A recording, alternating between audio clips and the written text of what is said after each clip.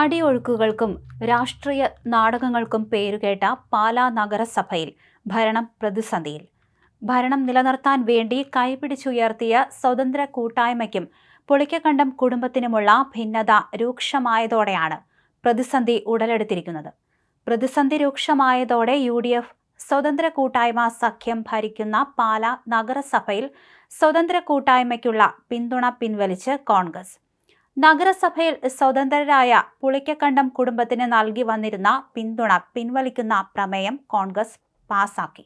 കോൺഗ്രസിന്റെ മണ്ഡലം കമ്മിറ്റിയാണ് ഇതു സംബന്ധിച്ച് തീരുമാനം എടുത്തത്. ഭരണമല്ല, ആത്മാഭിമാനം സംരക്ഷിക്കുക എന്നതാണ് പ്രധാനമെന്ന് വ്യക്തമാക്കിക്കൊണ്ടാണ് കോൺഗ്രസ് ഈ ഒരു തീരുമാനത്തിലേക്ക് കടന്നത്. കുറച്ചു കാലമായി തുടർന്നു പോരുന്ന തർക്കങ്ങളാണ് മുനിസിപ്പാലിറ്റി ഭരണത്തെ പ്രതിസന്ധിയിലാക്കിയിരിക്കുന്നത്. DYFI ജില്ലാ സമ്മേളനത്തിനായി നഗരസഭയുടെ കൊട്ടാരമറ്റം ബസ് സ്റ്റാൻഡ് വിട്ടുകൊടുക്കാനുള്ള ചെയർപേഴ്സന്റെയും സ്വതന്ത്രരുടെയും നീക്കമാണ് പാലായിലെ കോൺഗ്രസിനെ കടുത്ത നിലപാടിലേക്ക് എത്തിച്ചത്. കൊട്ടാരമറ്റം ബസ് സ്റ്റാൻഡ് DYFIക്ക് വിട്ടു നൽകാനുള്ള തീരുമാനത്തോടെയാണ് ഭരണമുന്നണിയിൽ വൻ വിള്ളലുണ്ടായത്.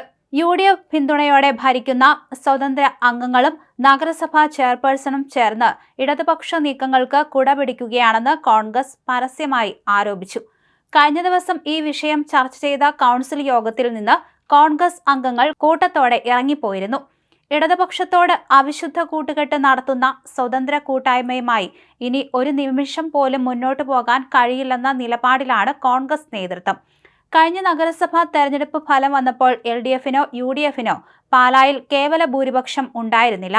26 അംഗ നഗരസഭയിൽ LDFന് 11ഉം UDFന് 10ഉം അംഗങ്ങളാണ് ഉണ്ടായിരുന്നത്.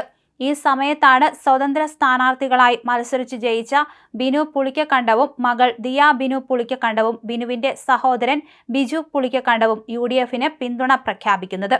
ഈ പിന്തുണയുടെ ഉറപ്പിലാണ് ആദ്യ ടൈമിൽ ബിനുവിന്റെ മകൾ ദിയ ബിനു പുളിക്കക്കണ്ടത്തിന് ചെയർപേഴ്സൺ സ്ഥാനം നൽകി UDF ഭരണം പിടിച്ചത്. ബിനുവും കുടുംബവും കൂടാതെ കോൺഗ്രസ് വിമതയായിരുന്ന മായ രാഹുൽ ഉൾപ്പെടെയുള്ള മറ്റ് സ്വതന്ത്രരും പിന്തുണച്ചതോടെ UDFന്റെ അംഗബലം 14ആയി ഉയരുകയും ഭരണം കയ്യിലെത്തുകയും ചെയ്തു. എന്നാൽ അധികാരം കിട്ടിയ ശേഷം പുളിക്കക്കണ്ടം കുടുംബം ഇടത്തോട്ട് ചായ്വ് കാണിച്ചതാണ് കോൺഗ്രസിനെ ചൊടിപ്പിച്ചത്.